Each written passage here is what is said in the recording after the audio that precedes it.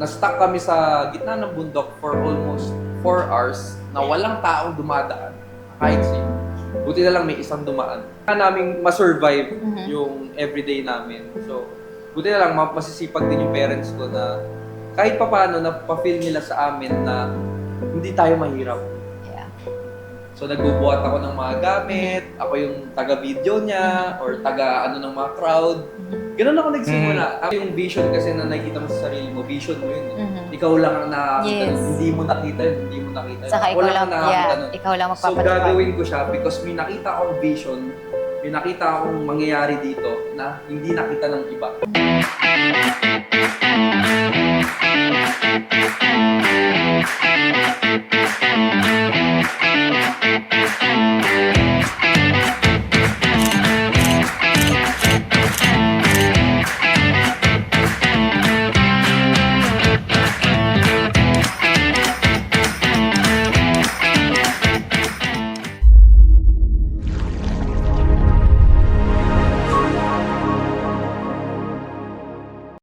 Hi, this is Carlos Salonga at iniimbitahan ko kayong lahat na panoorin ang episode ko sa Ibulgar Mo.